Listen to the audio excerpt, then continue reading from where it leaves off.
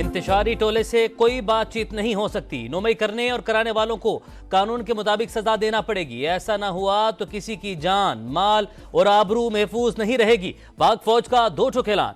DG ISPR ने कहा, इंतशारी टोला कौम से माफी मांगे, तामीरी सियासत करे। आम इंतखाबात में फौज का कोई अमल दखल नहीं था।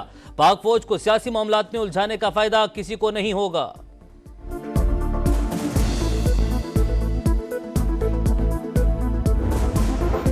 क्या हम एक और 9 मई का इंतजार कर रहे हैं? 9 मई सिर्फ पाक फौज का नहीं, पूरे मुल्क का मुकदमा है। सच सामने आने पर फॉल्स फ्लैग ऑपरेशन का प्रोपेगेंडा किया गया। नाकाबिल तर्दीद शवाहिद अवाम के पास भी हैं। तर्जुमान पाक फौज ने कहा, मजमूम सियासी मकासद के लिए शहीदों की बेहुरमती और मुल्की अमलाक को नुकसान पहुंचाया गया। सबने देखा कैसे लोगों की जहन साजी की गई। कुछ सियासी रहनुमाओं ने चुन चुन कर अहदाफ दिए।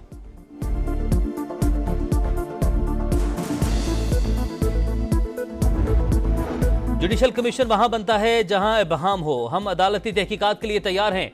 कमीशन 2014 के धरने और पार्लियामेंट पर हमले की भी तहकीकात करे। पता चले कैसे खैबर पख्तूनख्वा के वसाइल से इस्लामाबाद पर धावा बोला गया।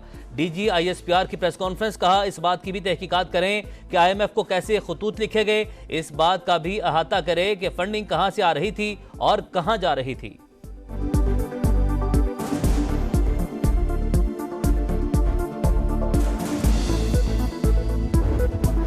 पाक फौज ने सऊदी अरब पर रजीम चेंज के इल्जाम को इंतहाई अफसोसनाक करार दिया। डीजी ISPR ने कहा, पाकिस्तान और सऊदी अरब के देरीना बरादराना ताल्लुकात हैं। मजमूम सियासी सोच के तहत सऊदी अरब से ताल्लुकात खराब करने की कोशिश की गई। तर्जुमान पाक फौज ने कहा, बहावलनगर वाक़े पर भी प्रोपेगेंडा किया गया। किसी को अमन अमान की सूरत हाल खराब करने की इजाजत नहीं दे सकते।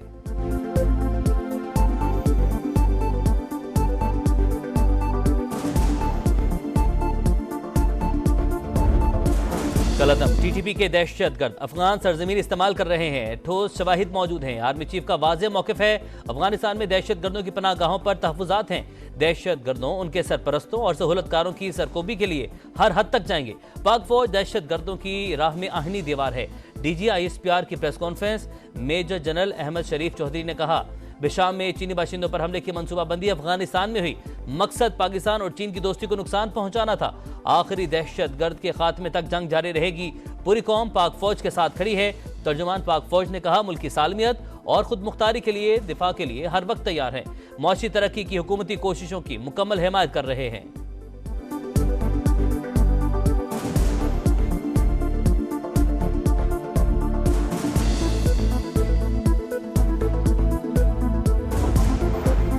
भारत अंदरूनी इंतशार से तवज्जो हटाने के लिए मंसूबाबंदी कर रहा है। LOC पर निहत्ते शहरियों को निशाना बना रहा है। पाक फौज ने हमेशा मुंह तोड़ जवाब दिया और देता रहेगा। तर्जुमान पाक फौज का कहना है, आर्टिकल 370 बरकरार रखकर भारत अक़वाम मुत्तहिदा की करारदादों की खिलाफ वर्जी कर रहा है और उसे कोई नदामत भी नहीं। भारतीय हुकूमत बैनुल अक़वामी जराइम में भी मुलविस है।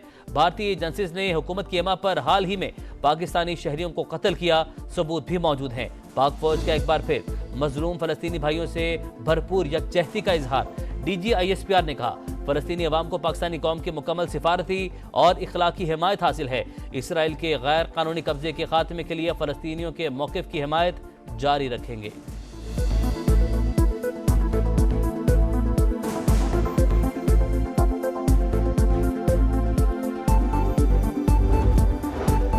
मुदाखलत से भी बुरा अमल किसी का कत्ल होता है। अदालती अहकामात से कत्ल के जुराइम रुक तो नहीं जाते। किसी को सजा मिलेगी तो दूसरा कह देगा ऐसा नहीं करना चाहिए। कुछ लोगों ने सोशल मीडिया को यरगमाल बनाया हुआ था, इसीलिए लाइव नशरियात शुरू की। हाई कोर्ट जजेस के खत से मुतालिक केस में चीफ जस्टिस के रिमार्क्स।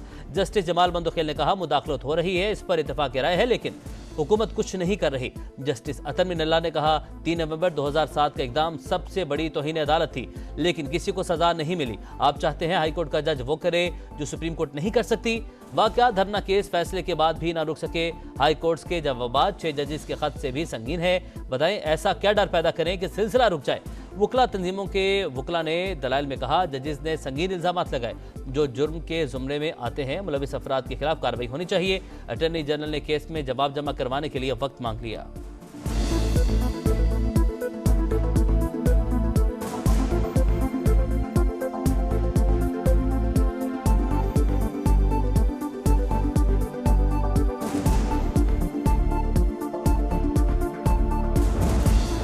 तहरीक इंसाफ का 9 मई को पुरअमन एहतजाज का ऐलान। बैरिस्टर गौहर कहते हैं बानी पीटीआई को अमरीकी सफीर से मुलाकात के हवाले से आगाह कर दिया। सियासी और कानूनी मामलात पर भी बातचीत हुई।